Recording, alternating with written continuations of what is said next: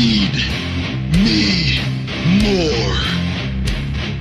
Feed me more. Hello everyone, it's me, Ken, cooking for regular guys.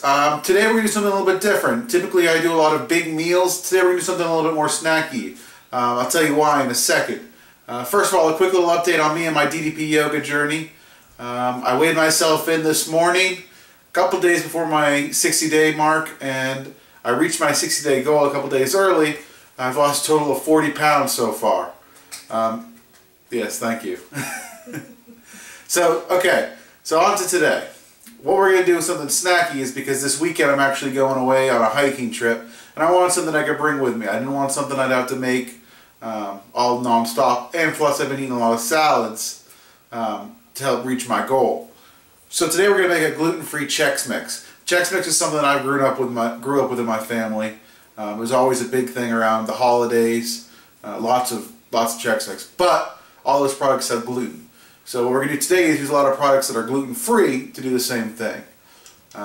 First thing I'm going to do is I'm going to preheat my oven to 250 degrees, and then we'll take a look at our ingredients.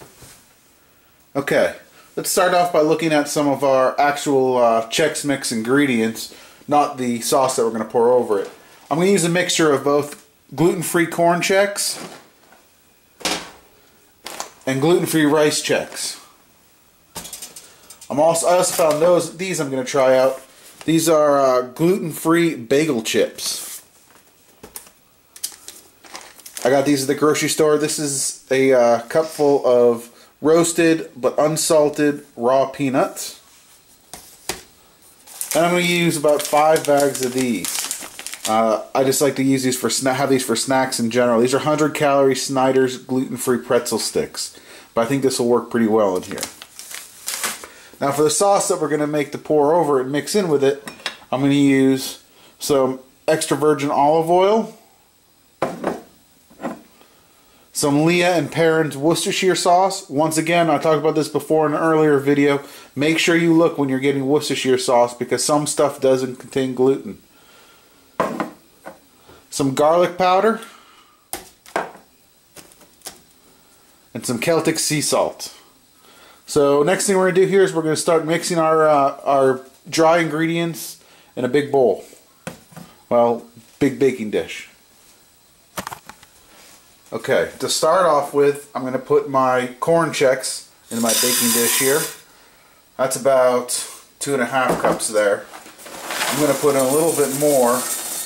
The recipe actually calls for 9 cups. So since I'm splitting up over the 2, I'm going to do 3.5 cups of each.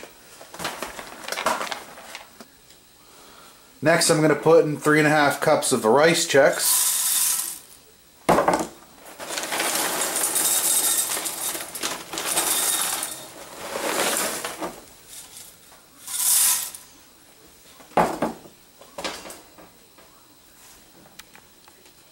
I'm going to put in 2 cups of my gluten-free bagel chips.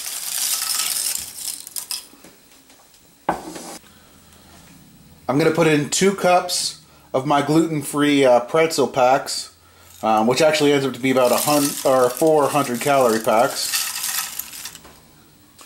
And then I'm going to put in 1.5 cups of my roasted unsalted peanuts.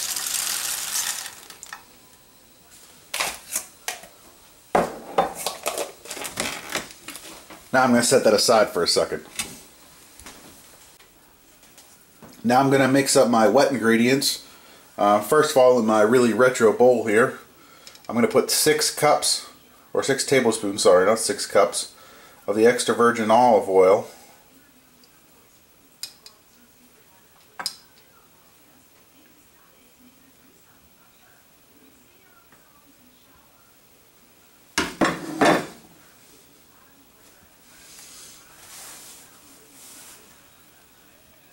I'm going to put 3 tablespoons of my gluten-free Worcestershire sauce in here.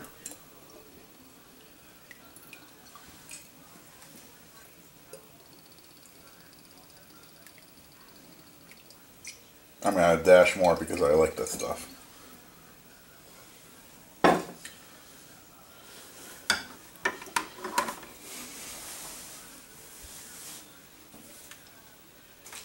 I'm going to put about 2 teaspoons of my garlic powder in here.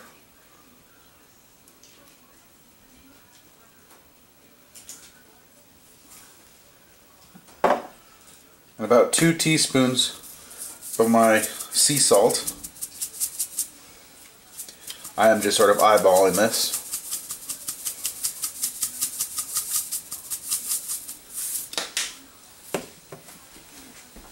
And what the heck, just for a little bit of extra flavor, I can't put too much in because my wife doesn't like hot stuff. I'm going to add just a couple dashes of Frank's Red Hot in here.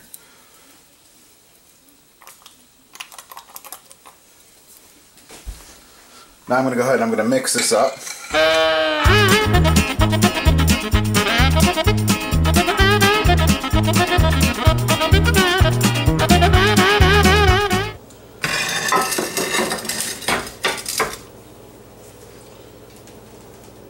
Alright, now I have my baking dish here again with all my dry ingredients, and I'm just going to pour my wet ingredients over this.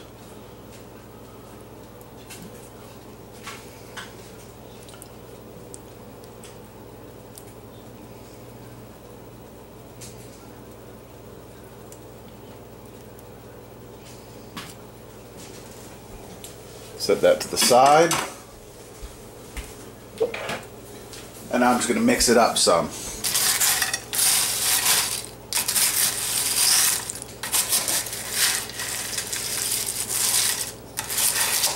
Just want to try to get all the pieces just sort of lightly coated. Try to do it without making a mess on the floor here.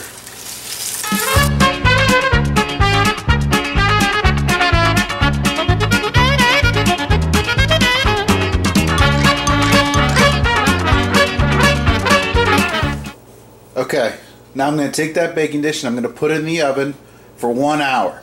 Now the important thing is that every 15 minutes you should take it out and give it another stir. So I'm going to put it in my oven that's already been preheated at 250 degrees. Alright, so an hour of cooking has passed now, and as you can see it looks pretty delicious. Lots of nice coloring and stuff in there from the seasoning and just from the baking in general. So I'm going to take a scoop of this and we'll see how it tastes.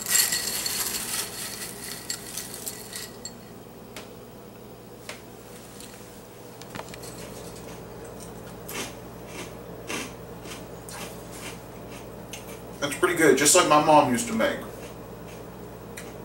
I think it's safe to say I'll be eating good in the forest this weekend. I can't stop. I'm going to have to control myself. Alright, well anyways, thanks for watching. I hope this helped you. As always, you can send me any comments to cookingforregularguys@gmail.com, or you can always find me on the Team DDP chat site, Ken Cooking for Regular Guys. Till next time, have a good week.